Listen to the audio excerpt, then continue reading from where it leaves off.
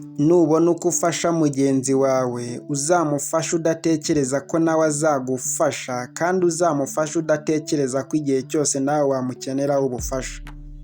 Fasha mugenzi wawe kubera ko ubona ko akeneye ubufasha ndetse umufasha utitaye ku icyo ari cyo cyose ushobora kuba wareberaho. Igihe cyose turafashwa uretse ko tuba tutazi ko twafashijwe. Dutekereza ko twafashijwe igihe twahuye n'ikibazo, cya kibazo ubona yuko umuntu wese akwiriye gukenera umufasha. Ariko burya ntabwo aribwo tuba dufashijwe gusa, kubera yuko mu buzima busanzwe ndetse na buri munsi duhora dufashwa. Uyu mugabo uryamye aha ngaha ngira ngo muri kumubona, ndetse n'uyu muntu uri kumuha amafaranga muri kariya gakoroboyi cyangwa se muri kariya gasafuriya ngira ngo nawe muramubona. Ibi ngibi byose nubwo tubibona gutya tugasa nk'ababyirengagiza, ariko ntabwo dukwiye kubyirengagiza. Umuntu wese aho uri hose ndetse n'icyo uri gukora cyose ukwiye kumenya ko uwo uri w'aka kanya atari ushobora kuba we ejo ndetse n'ikindi gihe cyose. Ndabasuhuje mwese mwe tugiye kubana muri iki kiganiro kigaruka ku bufasha ndetse no gufasha nawe ukazafashwa igihe bibaye ngombwa. Mbaye ikaze, ari nako mbasaba gukanda subscribe kugira ngo tujye tubana neza 5 kuri 5. Wewe wakunze iki kiganiro ndetse wewe wakunze n'ubwenge cyangwa se inyungurabwenge ushobora gukuramo, ndabasuhuje ndetse mbaye ikaze.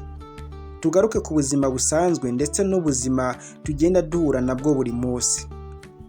Hari abantu benshi twirengagiza, hari ibintu byinshi twirengagiza twumva yuko dukwiye kubyirengagiza koko, ariko ntabwo ariko bikwiye.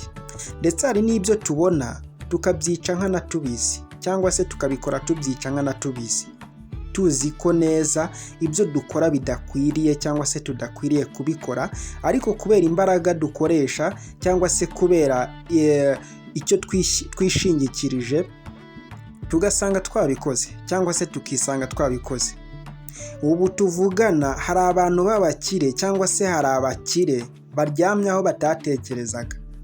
Ubu tuvugana hari abakene bari bakize mu myaka runaka, ariko n'ubu tuvugana hari abantu bakize babaye abamiliyoneri, nyamara wakumva ubuzima bwabo cyangwa se wakumva situasiyo baciyemo ugasanga ni situasiyo zari ziteye ubwoba.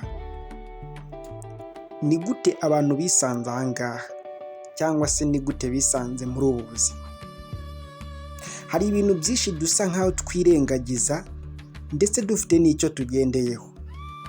Kenshi na kenshi usanga abantu basa nk'aho bifite badatekereza aho bavuye. Ugasanga umuntu ari kureba iby'imbere ye ariko ntatekereze ibyahise. Ni byiza kureba iby'imbere yawe ndetse n'ibyo ugendana nabyo, ariko menya ngo cyangwa se wibuke ngo ese ahahise hawe hari hameze gute, ku buryo ushobora no kwimajena cyangwa se kumajena n'undi muntu uri kunyura mu buzima nk'ubwo waciyemo. Ibi ngibi nibyo dusanga ahantu henshi hagiye hatandukanye, ndetse rimwe na rimwe bikatugaruka tutabizi, cyangwa se tugatekereza ko ari ibindi bintu. Hari abantu benshi twumva ubuhamya bwabo ndetse hari n'abandi twumva situasiyo baciyemo mu myaka yabo runaka cyangwa se mu gihe runaka. Abo bantu bombi iyo bakubwiye ubuzima nk'ubwo ngubwo baciyemo ndetse wajya kureba ugasanga ni abantu bahagaze neza, ubona ari ibintu bisa nk'aho birimo imbusane y'ubuzima bw'umuntu cyangwa se ubuzima bwa muntu. Iyo umuntu yanyuze mu bibazo bibi, iyo umuntu yanyuze muri situasiyo mbi cyangwa se mu buzima bugoye, akenshi na kenshi ajya kuvuga amateka ye ari uko yamaze kugera ahantu ashaka cyangwa se ari uko abona ari kujya mu nzira ashakamo. Biragoye kuvuga ubuzima bwawe bubi unyuramo cyangwa se uri gucamo utaragera aho ushaka, kubera ko icyo gihe nta nubwo ubona uburyo wavuga ubuzima uri kunyuramo cyangwa se nta nubwo ubona uburyo wakorerwa ubuvugizi. Ibi nibyo dusanga ahantu hose. Kuri ubu ngubu cyangwa se muri ibi bihe hari abantu baryamye ku mihanda, hari abaryamye munsi y'ibiraro, hari abaryamye ahandi hantu hatandukanye ndetse no mu bihuru cyangwa se mu byatsi runaka. abo bantu bahisemo kwihebera kuba inshuti n'inyamaswa ndetse n'ibindi bintu by'ibisimba aho kuba inshuti n'abantu. Byaje kugenda gute kugira ngo twisange muri ubu buryo? Gusa icyo dukwiye, dukurikije ibyo twumva ndetse n'uburyo tubyumvamo, dukwiye gutekereza kure ndetse tukumva yuko twakabaye twigarurira ndetse tukanagarurira imitima y'abantu kugira ngo tubizere nabo batwizere. Gusa ibi ngibi biragoye bitewe n'ahantu turi kwerekeza ndetse n'uburyo turi kwerekezamo, ariko ibyo ngibyo tubishyizemo imbaraga byakunda rwose. Nkomeza kugenda mbashimira cyane mwe mukomeje kugenda mubana nanjye muri iki kiganiro, ndetse n'ibinaba ngombwa ushobora no kugira isomo ukuramo. Niba uri uwiga uriga, niba uri ukuramo ubwenge urabukuramo rwose, niba urakuramo gufasha ibyo urabibona, niba urakuramo kuba wagira neza ibyo nabyo urabibona.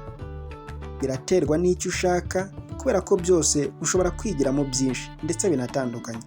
Gusa icy'ingenzi n'icyangombwa ni uko ugomba kumenya ko ukuriho none ejo ashobora kuba atari kuriho, bitewe n'imyitwarire yawe yakuranze ejo hawe hahise. Ntugatekereze ko imyitwarire yawe yakuranze ejo hahise n'ubundi niyo izakuranga mu gihe kizaza. Niwitwara nabi mu gihe kizaza nawe uzaba umeze nabi, kubera ko icyo gihe witwaye nabi nta byiza cyangwa se nta mugisha wakoreraga, kubera yuko wagiraga nabi, ntawe wafashaga ndetse nta n'uwakwitabazaga ngo akubone. Si ukutakubona kubera ko uhuze cyangwa se kubera ko wabuze uburyo akubonamo, ahubwo ni ukutakubona kubera ko wamwirengagije ndetse wanamwihoreye. Hari ibintu byinshi dukora tutabizi cyangwa se tutanabisobanukiwe, umuntu akakubwira ngo yarakubuze cyangwa se ngo waramubuze ukabyumva ukundi rwose. Ushobora kubura umuntu bitewe n'uko nta mwanya cyangwa se bitewe n'uko nta buryo mwabonanamo, ariko hari no kubura umuntu rwose yakwirengagije nkana cyangwa se yakwihoreye agushaka cyangwa se yakwihoreye abishaka. Ibyo bintu byose bikwiye gutandukanywa, kubera yuko n'ubundi mu buzima busanzwe ibintu byose bihora bitandukanye ndetse bigahora binasimburana iteka ryose. Igihe cyose uzaba wakunze mugenzi wawe nawe uzakundwa, ndetse Imana icyo gihe izajya ikomeza kukwereka cyangwa se kukubwira ko ibyo uri gukora biri mu nzira nziza rwose. Uretse ko wenda kuvuga si ko gukora ndetse kumva si nako kwemera. Ibyo dukora byose ndetse n'uburyo dukoramo ndetse n'uburyo tugenda tubikoramo, ibyo ngibyo nibyo bigenda bitugiraho ingaruka, zibe nziza cyangwa se zibe mbi. Gusa byose ni nk'aho ari amahitamo yacu, kubera yuko n'ubundi twarabwiwe ariko ntitwumvise. Umugisha uva ku bantu ukava ku bintu ndetse ukava kuri buri kimwe cyose muri rusange. Kugeza ubu ngubu cyangwa se kugezana n'ubu ngubu, abantu benshi bahisemo kuba inshuti n'inyamaswa kubera ko bazi ko zitabagambanira. Ubu tuvugana hari abantu amagana n'amagana bahisemo kuba inshuti n'inyamaswa bitandukanye n'abantu. Ntibigutungure nawe ejo uramutse ubyutse cyangwa se mu gitondo ukumva yuko nta nshuti y'umuntu n'uyu n'umwe ushobora kugira, ugahitamo kuba inshuti n'inyamaswa. Ibyo ni ibintu bitagutungura, kubera ko ibyo tubona ndetse n'ibyo dukorerwa bitandukanye cyangwa se ntabwo ari ibyo twakabaye twifuza ndetse si nabyo twakabaye dukorera.